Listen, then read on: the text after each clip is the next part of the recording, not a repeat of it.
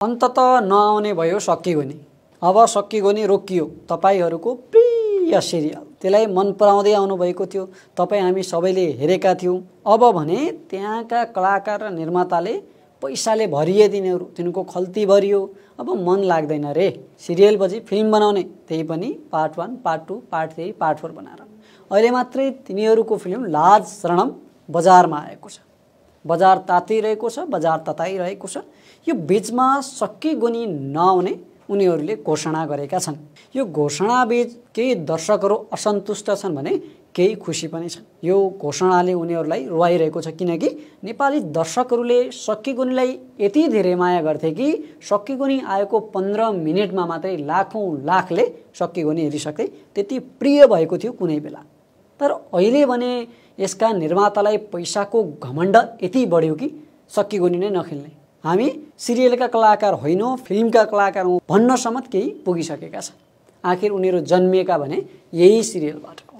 हाँस्य टेलिश्रृङ्खलाका कलाकारको सपना टेलिभिजन सेटमा मात्र देखिने होइन, हलको ठूलो पर्दामा देखिने पनि हुन्छ। यसै सपना देखेका र त्यसमै बाँचिरहेका थुप्रै कलाकार छन्। दीपक राजगिरी, दीपाश्री निरोला, जितु नेपाल, केदार घिमिरे, सीताराम कट्टेल जस्ता कलाकार टेलिभिजनबाट पर्दामा आएका कलाकार हुन्। तितो सत्य, जिरे खुर्सानी र मेरी बास्य टेलिश्रृङ्खला बन्द भएपछि उनीहरू फिल्म निर्माणमा लागे। त्यसपछि फिल्मबाटै राम्रो कमाइ हुने भन्ठानेर हो वा अन्य कुनै कारण उनीहरूले ती टेलिश्रृङ्खलामा फर्किएनन्। उनीहरू अहिले पनि फिल्ममा रमाइरहेका छन्। एक दशकदेखि उनीहरूको नै पद चापलाई पछ्याइरहेका अर्जुन घिमिरे, पाण्डे, कुमार कट्टेल, जिग्रीले भने फिल्म लिएर दर्शक माझ आएका छन्। उनीहरूले बनाएको फिल्म फागुन 14 गतेबाट प्रदर्शनमा आयो। उनीहरू फिल्ममा फर्किएपछि हिमालय टेलिभिजनबाट प्रसारण भएको सकिगुनी भने बन्द भयो। कुमार र अर्जुनको लेखन तथा निर्देशनमा बन्दै आएको यो जारी तेस्रो सिजन बन्द भएको दुवैले जानकारी दिएका छन्। उनीहरूले टेलिश्रृङ्खलालाई यतिमा मात्र नरोक्ने भन्दै नयाँ वर्षदेखि नयाँ सिजन आउने बताए। अर्जुनले भने एजेन्सीसँगको सम्झौता पनि सकियो, केही समयका लागि हामीले ब्रेक लिएका हौं, वैशाखबाट सकिगुनीको चौथो संस्करणको तयारी गर्नेछौं।